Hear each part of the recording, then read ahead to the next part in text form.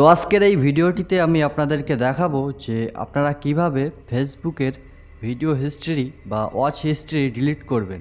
তো অনেক সময় বিশেষ কারণবশত আমাদের কিন্তু ফেসবুকের যে ওয়াচ হিস্ট্রি বা ভিডিও হিস্ট্রি সেটা ডিলিট করতে হয়। তো কিভাবে ডিলিট করবেন তো চলুন দেখে নেওয়া যাক। ওকে, তো প্রথমেই ফেসবুকটিকে ওপেন করে নেবেন।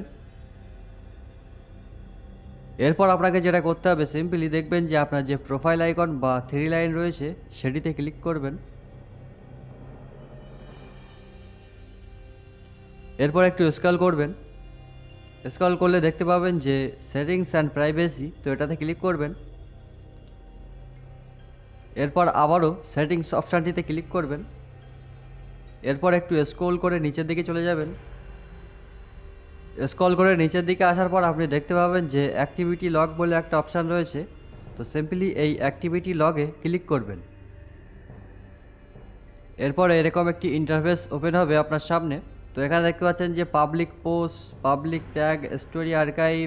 তো আপনাকে যেটা করতে হবে সিম্পলি যে ভিডিওস ওয়াচ অপশানটি রয়েছে তো সেটিতে ক্লিক করতে হবে। তো সিম্পলি এই ভিডিও ওয়াচ অপশানটিতে ক্লিক করবেন। তাহলে আপনি ফেসবুকে আজ পর্যন্ত যত ভিডিও দেখেছেন সেগুলো সব শো করবে এবং সেগুলো ডেট ওয়াইজ এখানে কিন্তু দেওয়া রয়েছে। আপনি যদি সম্পূর্ণ ডিলিট করতে চান তাহলে সিম্পলি এখানে ক্লিয়ারে ক্লিক করবেন। এছাড়াও এখানে বলা হচ্ছে only you can see your watch history. তো এখানে কিন্তু শুধু আপনার ওয়াচ হিস্ট্রিটা আপনি ছাড়া অন্য কেউ দেখতে পাচ্ছে না। তো আপনি যদি তারপরও চান যে এই ওয়াচ হিস্ট্রিগুলো ডিলিট করতে, তাহলে সিম্পলি এই ক্লিয়ার অপশানটিতে ক্লিক করবেন। তো যেহেতু এখানে অনেকগুলো ওয়াচ হিস্ট্রি রয়েছে সেই জন্য কিন্তু একসাথে ডিলিট হচ্ছে না। তো সিম্পলি আপনি এখান থেকে কিছু কমিয়ে নিতে পারেন।